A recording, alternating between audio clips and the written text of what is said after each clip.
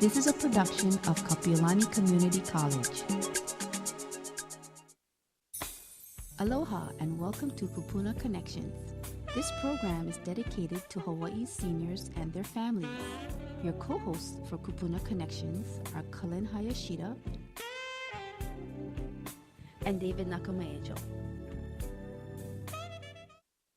Aloha and welcome to the Kupuna Connections program on Community Access Television that is offered throughout the state of Hawaii, from Kauai to Oahu, Maui, and the Big Island. We are providing programs that focuses on the needs of seniors and the needs of family caregivers caring for seniors. All of the information that we provide is as practical as possible. And today, I am the host, as usual. My name is Cullen Hayashida, and my co-host is David Nakamaejo, and we're both from Kapi'olani Community College, very much interested and committed for the needs of seniors. Our topic today is home modification, a very important issue, and with us is Gino Godinez and Karen Oshiro. Welcome, both of you. Thank you. Welcome. Thank you.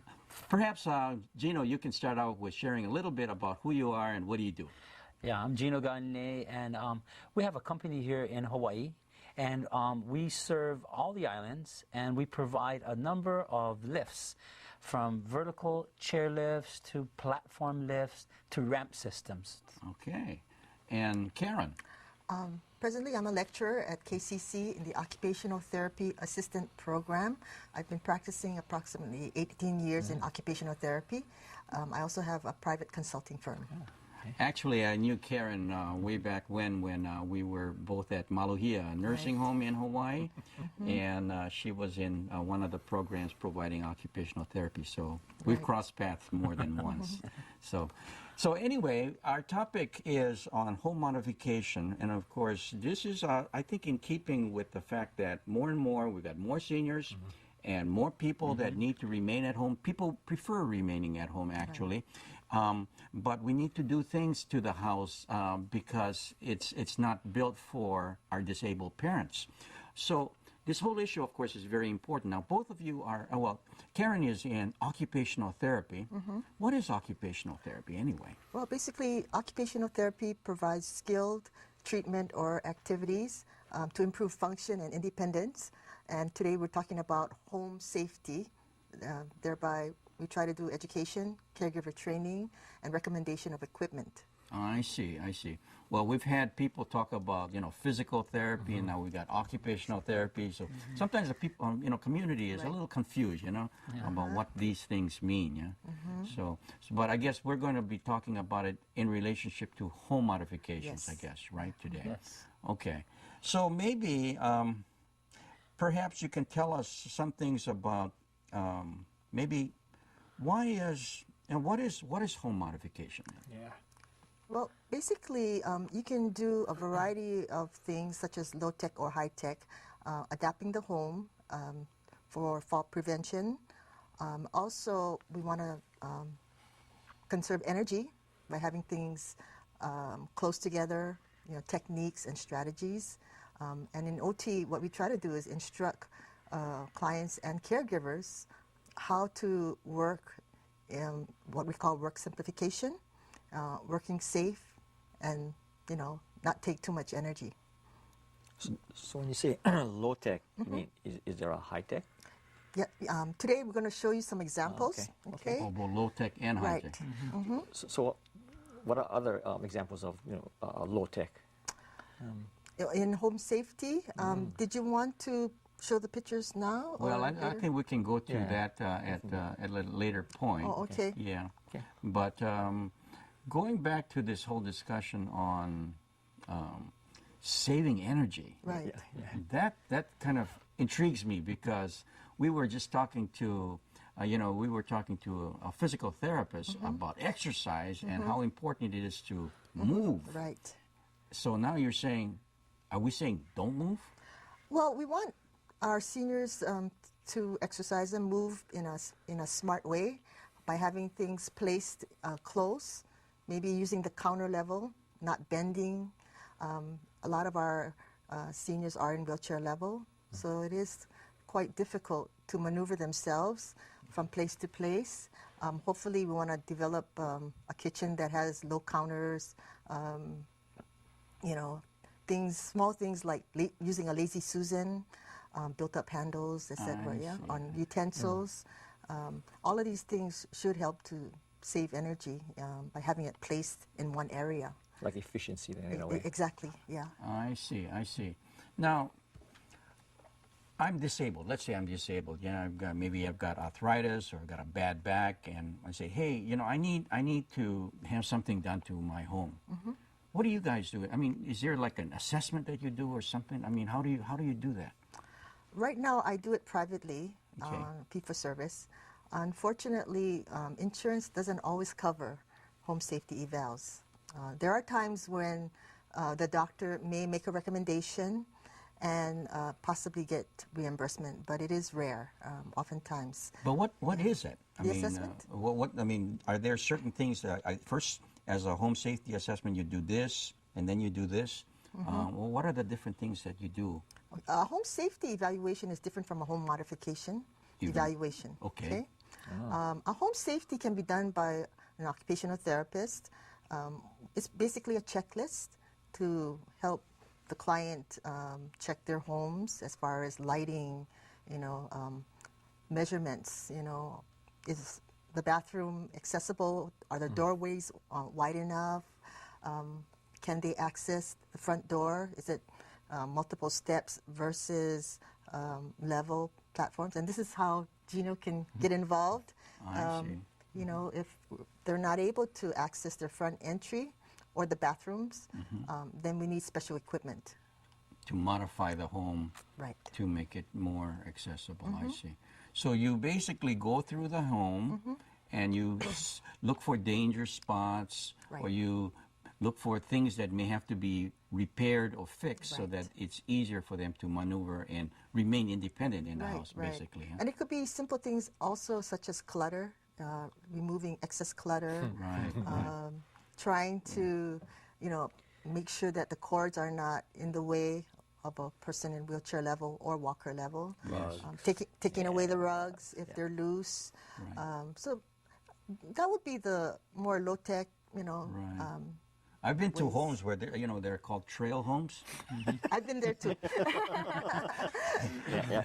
Not trailer homes, trail homes. Yeah, unbelievable clutter, and those are just problems ready to happen. Yeah, Right, all the right. time. I did come across professional organizers.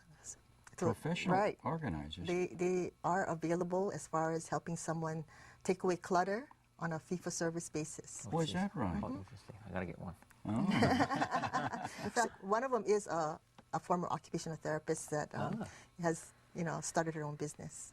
So when should a senior do this kind of, or have someone come over and you know, either, you know, make recommendations or do a safety assessment? I mean, Well, my philosophy is that if you're still healthy, you should actually do a home safety prior to hospitalization.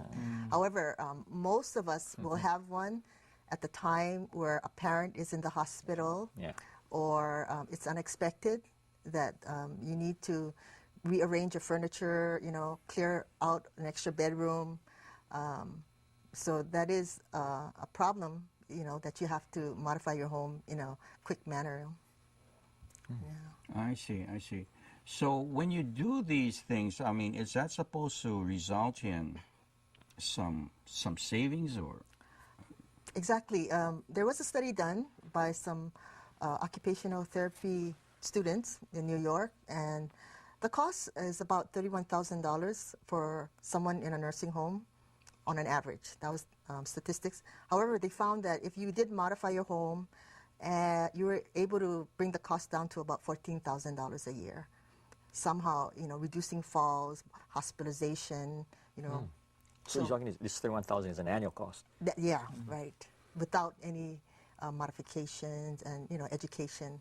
However, if you do modify your home, you may prevent falls, which will, you know, initiate more hospitalization. Right? So even with the extra cost of repairing the home or modifying the home, the costs in terms of overall health care can drop because the chances of falls will be reduced a lot. Right. Yeah.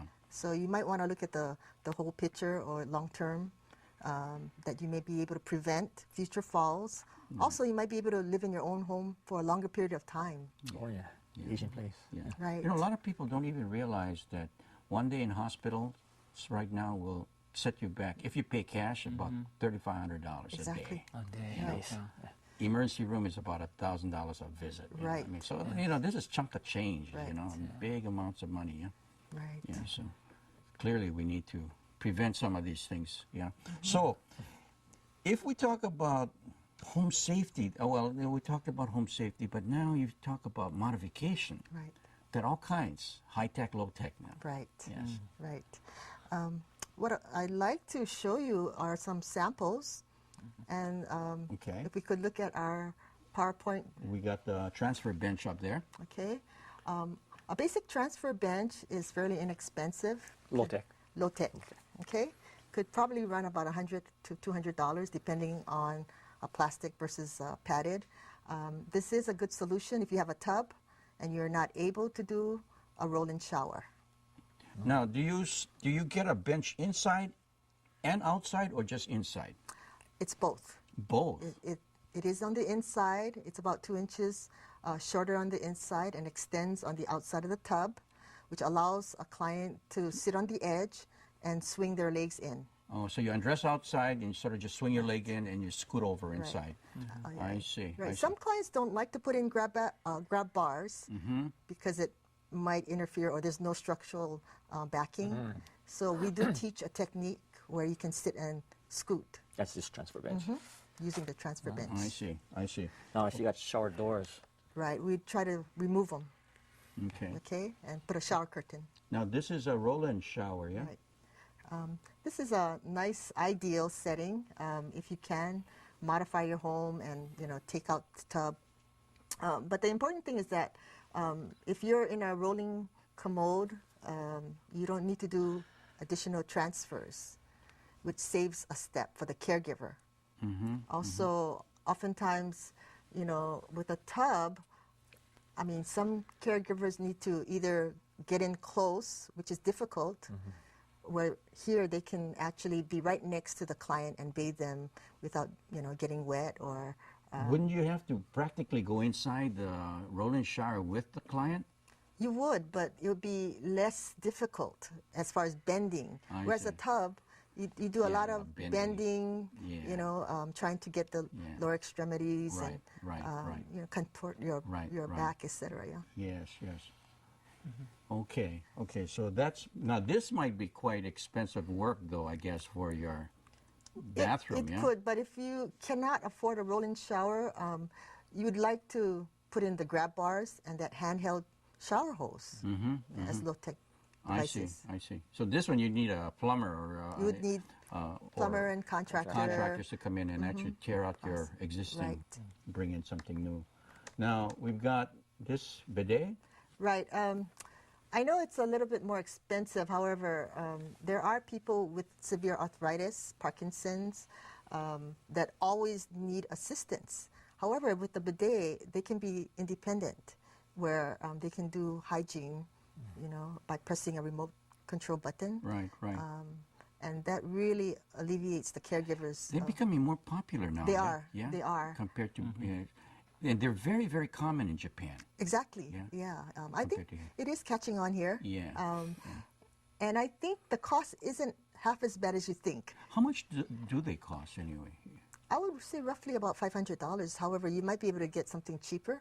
But if you break it down on a daily basis for someone who needs to do Yeah, daily care, might come down to $1 a day, I guess. Yeah. but that's just for the toilet itself, not for No. complete installation. It's just the apparatus. The apparatus. Right, which requires just a plug. Well, there's a hose with all that water Yeah, to well, it, so yeah. you need to bring in water to that area. Yeah. Not necessarily. Does it tap into All the- you need is a plug Oh, really? It plugs into that. and an outlet. Well, yeah, like you say, if you're using it, multiple times during the day, Right. you don't want to go cheap because you pay for what you get, right? Right. And you Things don't- break and down. if you don't have to bring in a caregiver, I mean, Exactly. Absolutely. Yeah, And that's it's it. something that's used daily, so it is a good investment, especially if you're totally independent. Yes, Yeah. yes, yes, yes. You need to be able to do a transfer. Yes, yes. Ah, good point. Okay. There's a bariatric commode. Yeah, I wanted to just show this because we are getting more people with obesity problems, and having a bariatric commode with a drop-down arm is quite nice because it allows you to slide on the commode versus lift as much. Karen, can you explain what bariatric means? Well, normally these equipment can tolerate up to 250 pounds. So if you're a little over that, maybe anywhere from over 300 to 1,000 pounds, you do need special equipment. Yeah. I know what geriatric means, you know. It is a growing field, by the way, and it is a problem here and nationwide too. So we are looking at equipment that need to be more sturdy. It can carry a lot of weight then. Yeah. In fact, I just talked to an architect who said he's working in one of the hospitals here, that they're using stainless steel toilets. Wow. Oh, wow. Because it can, can hold for this that weight then. bariatric Patients. type of patient. Yeah. Oh, okay. Wow. Now learned a new word. Okay. All right. Okay. And then we've got? Okay, this is a threshold rubber ramp. I'm not sure if a lot of people know about this, but it is a nice thing because all you need is a saw to cut the size of the doorway. No problems as far as installation, and it has a good grip. There is a local vendor and also the internet versus making a wooden threshold ramp or aluminum. So if someone doesn't want to call, you know, an architect or contractor, all you need to do is measure your doorway and use like a jigsaw and cut the outside to make it fit. Okay. And we've got an aluminum ramp here, huh? Oh, I'd like Gino to share his experiences with this. He does have it at his... ramps to the house? Yes, sir. We have a number of different types of applications. You can make a home accessible. These aluminum ramp systems are cost efficient. They're not mechanical. They're just basically put in and set in place, and that's about it. And a number of these ramp systems can be altered for different types of applications. So you can have a direct or you can have an offset situation. And they're basically used outdoors for people in and out of their homes. So when you say cost effective, what do you mean by cost? Well, instead of wood? Yeah, probably so, because you're going to look at long durability, especially here in Hawaii because of our weather, and the rains and things. So it'll last longer then? Lots longer. Okay. Also, it's lightweight and it can be moved. It's a modular unit. Modular, you can get modular units. Plus, the capacity has this particular unit has handrails, so they're all built according to code. Also, the elevation, so that a person can independently be used. You don't need an attendant. Somebody in a wheelchair can independently. The heights are set on purpose so that somebody can independently roll up. Okay. And in this instance here? This is a home of a former client that I went to. They wanted an outdoor chairlift, and so this person has arthritis, elderly senior, and he wanted to go upstairs to have meals with his family. He lives downstairs during the day, and we wanted to encourage the socialization, to continue having meals with his grandchildren and children. So we were able to get a chairlift, and I did call Gino's company to help me with this assessment. I see. Okay. And that's the chairlift. These are one of the chairlifts. This happens to be it's a chairlift that's mounted on the outside of this home. So our lifts are designed for indoor and outdoor. So because of the weather, the rain, and extreme conditions we have here, we provide pieces of equipment like this. This happens to be a chairlift. So this unit happens to be mounted on the stairwell. And this unit, you don't need any modifications at all at the home. It's basically set in place. We design it to set in place. Anyway, so what are some of the high-tech then? Is this considered high-tech? In a way, it could be considered high-tech because it's mechanical. Usually low-tech is something that does not have any electrical components. Or is it high expense, low expense?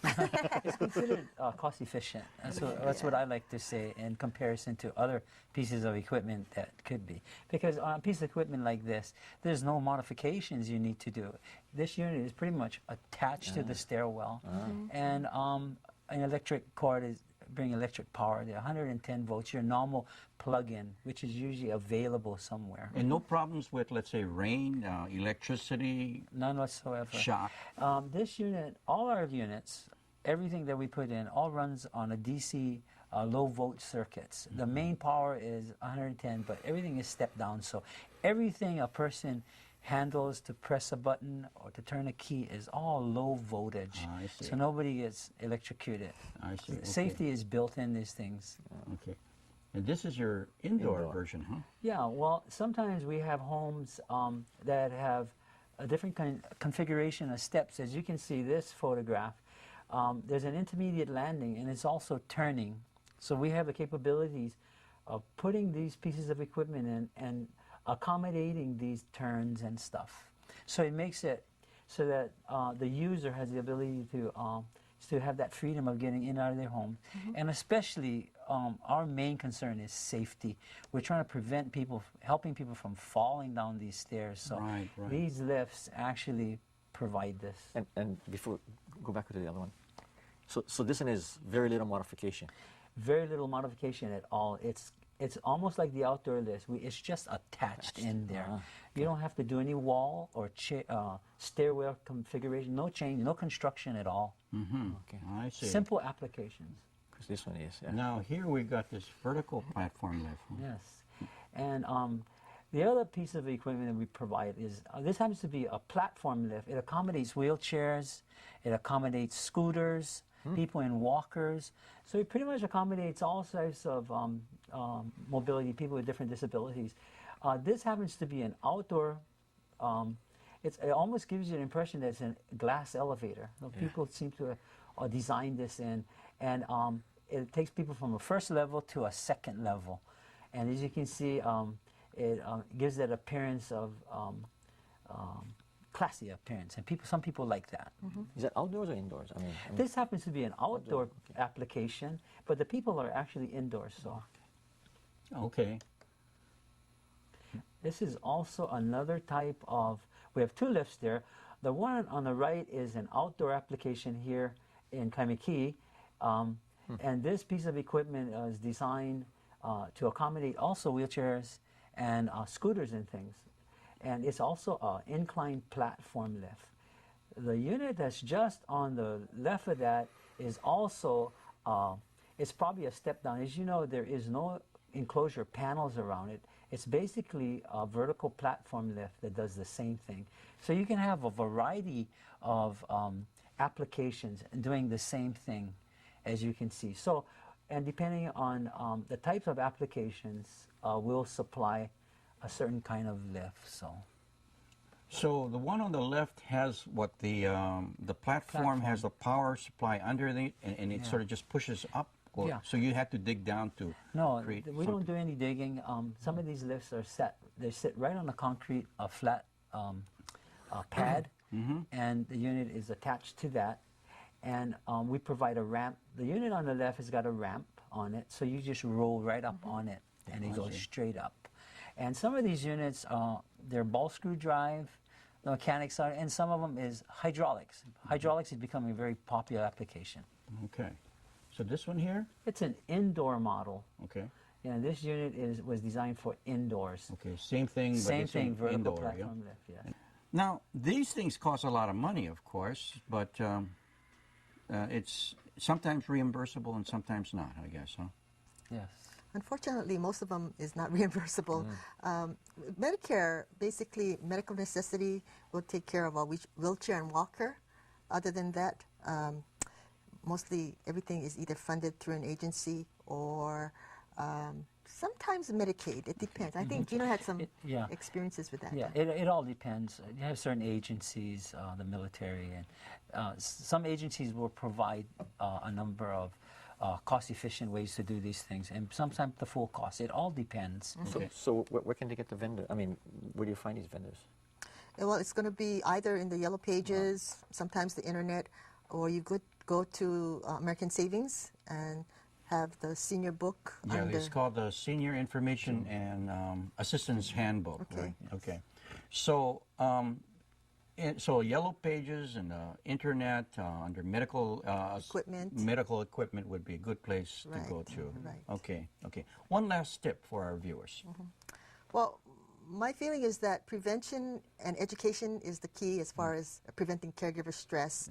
Also, as baby boomers, we are the ones that need to be prepared for caregiving. And if you do have the funds now versus after retirement, it might be a good idea to modify the home prior to any type of hospitalization or disability. Okay, very good. Well, I think that's about all the time that we have today. So thank you very much, both of you, for Yes, sharing this with the community. We are the Kupuna Connections program, as I had mentioned earlier. And thank you very much for being with us and watching this show. And join us again next week. If you have any questions, please call us at 734-9469 or email me at cullen@hawaii.edu. Aloha. Thank you for watching today's program. If you have any questions, comments, or suggestions about Kupuna Connections, please contact us at 808-734-9469 or send email to cullen@hawaii.edu. For more information, please contact on Oahu, the Elderly Affairs Division, 808-523-4361. On Hawaii, the Hawaii County Office on Aging, 808-961-8600. On Maui, the Maui County Office on Aging, 808-270-7755. On Kauai, the Kauai Agency on Elderly Affairs, 808-241-4470. Aloha, and thank you for watching Kupuna Connections.